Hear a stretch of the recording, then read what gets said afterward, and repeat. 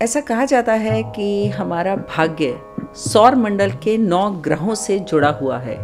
हम क्या करते हैं, हमारे जीवन में क्या समस्याएं आती हैं, हम अपने जीवन में किस मुकाम को हासिल करते हैं या हम अपनी कठिनाइयों से कैसे लड़ जाते हैं, ये सब इस बात पर निर्भर करता है कि ग्रह हमारे जीवन को किस हद तक प्रभावित करते हैं।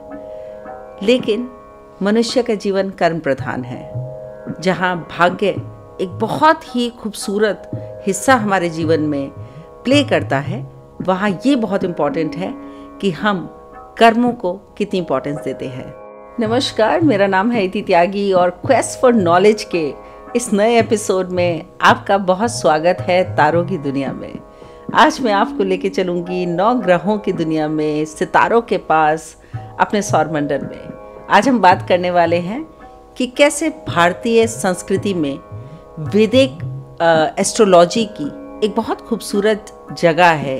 कितना हम मानते हैं कि ये जो ग्रह है सौरमंडल में, ये हमें प्रभावित करते हैं, ये हमारे जीवन को प्रभावित करते हैं, हमारे भाग्य को प्रभावित करते हैं और हमारे कर्म को प्रभावित करते हैं।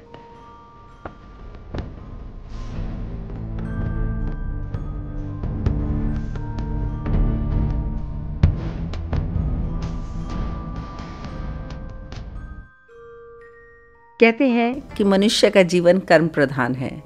हम सब अपने जीवन में जो भी कर्म करते हैं उसका हमारी उपलब्धियों पर एक गहरा प्रभाव पड़ता है।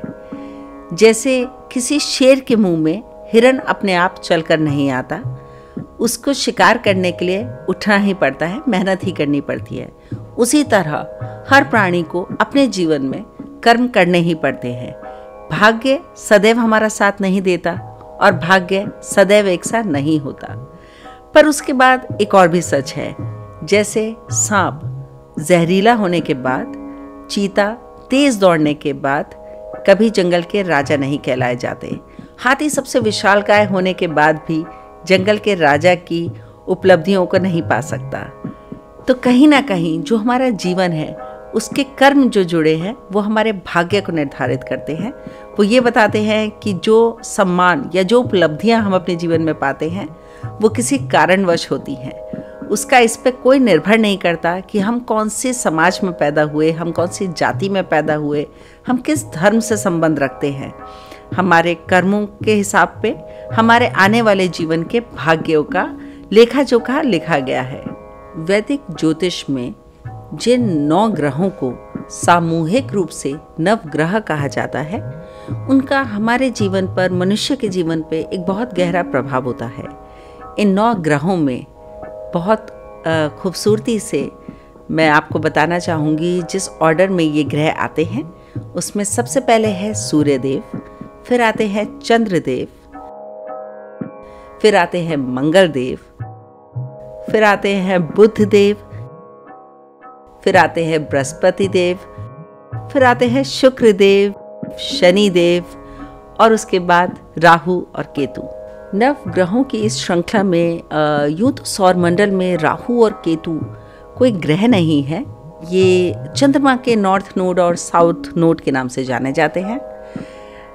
लेकिन जब हम वैदिक ज्योतिष पढ़ते हैं और सनातन धर्म के बारे में पढ़ते हैं तो हमें पता लगता है कि राहु और केतु कोई 2 अलग इंसान नहीं है, कोई 2 अलग ग्रह नहीं है। ये एक दैत्य के ही 2 हिस्से हैं। स्वर्ण भानु नामक जो दैत्य था, जिसको अमृत पाने की बहुत चाह थी, जिसने समुद्र मंथन से निकले हुए अमृत को किसी चालाकी से हासिल करने की कोशिश करी थी, उसे विष्णु जी के सुदर्शन चक्र से 2 टुकड़ों में बांट दिया गया और स्वर्ण भानु जाना जाने लगा राहु और केतु के नाम से। स्वर्ण भानु के जो ऊपरी हिस्सा है, जो उसका सर था, उसको राहु कहते हैं और जो उसका शरीर था, जो धड़ था, उसको केतु कहा जाता है। हर ग्रह की एक विशेषता होती है। हर ग्रह अपने प्रभाव के लिए, अपने स्वभाव के लिए बहुत ही प्रसिद्ध है और मनुष्य के जीवन पे भी उसके प्रभाव उसी रूप से देखने को मिलते हैं। हम किस तरह काम करते हैं, हम कैसे सोचते हैं, हम जीवन में कठिनाइयों से कैसे लड़ते हैं, हम गिर के वापस कैसे उठते हैं, हमारे सामाजिक संबंध कैसे हैं, हमारी धारणाएं कैसी हैं, हमारा ज्ञान कितना है, हम अपने एकांत में अपने साथ कैसे हैं, ये सब इस बात पर निर्भर करता है कि किस तरह के ग्रहों के प्रभाव हमारे जीवन में हमारे ऊपर देखने को मिलते हैं। तो आज इसी ग्रहों की श्रृंखला में मैं कुछ ग्रहों के बारे में आपको बताऊंगी कि किस तरह से वो मनुष्य के ऊपर प्रभाव डालते हैं। यदि आपके पास नेतृत्व करने की क्षमता है, यदि आप शासकों द्वारा पसंद किए जाते हैं, आपको टॉप मैनेजमेंट के लोग पसंद करते हैं, you are loved by the rulers, आप के अंदर खुद लीडरशिप क्वालिटीज़ हैं, तो आप ये कह सकते हैं कि आपके ऊपर सूर्य ग्रह का एक बहुत अच्छा प्रभाव है। यदि आपके विचारों में उतार चढ़ाव आते हैं, आपका मन हमेशा विचलित रहता है, आपका मन चंचल है, शीतल है, बच्चे जैसा है, और आप अपनी माता से बहुत जुड़े हुए हैं, आप अपनी मदर को एक आइडल की तरह देखते हैं, उनसे बहुत सीखते हैं, तो आप ये कह सकते हैं कि आपके जीवन पर चंद्रमा का प्रभाव है। यदि आप एक सैनिक की तरह लड़ने का जज्बा रखते हैं, आप किसी कठिनाई से नहीं डरते, आप जीवन में किसी परेशानी से नहीं घबराते, आपके अंदर फाइटिंग स्पिरिट्स हैं, आप कभी भी किसी कठिनाई से वापस उठ जाते हैं, तो आप ये कह सकते हैं कि आप एक सोल्जर लाइफ जीते हैं और आपके ऊपर प्लैनेट मार्स, मंगल ग्रह का एक बहुत खूबसूरत प्रभाव है। यदि आप एक महान विचारक हैं, आप बहुत खूबसूरती से अपनी बात को कह पाते हैं, लिख पाते हैं, आपके पास सोचने की क्षमता बहुत अच्छी है, आप कम्युनिकेशन एबिलिटीज़ में बहुत अच्छे हैं, तो आप ये कह सकते हैं कि हमारे नवग्रहों के सबसे यंग प्लैनेट, जिसे युवा ग्रह कहा जाता है, बुध ग्रह का आपके जीवन पर बहुत खूबसूरत प्रभाव है। सौर मंडल के सबसे बड़े ग्रह के रूप में हम जानते हैं गुरु ग्रह को, जिसे प्लैनेट जुपिटर कहा जाता है। इन्हें हमारे शास्त्रों में, हमारे पुराणों में और वैदिक ज्योतिष में देवगुरु बृहस्पति के नाम से संबोधित किया जाता है। कहते हैं कि देवगुरु बृहस्पति का प्रभाव जिसके जीवन में होता है, उसका चरित्र बहुत ही खूबसूरत होता है। वो बहुत पक्के चरित्र के लोग होते हैं, बहुत ही ज्ञानी होते हैं, उनके अंदर बहुत ही संवेदना होती है, वो लोगों की हमेशा मदद करना जानते हैं, और वो एक बहुत ही विशाल विचारधारा के साथ अपने जीवन का व्यापन करते हैं।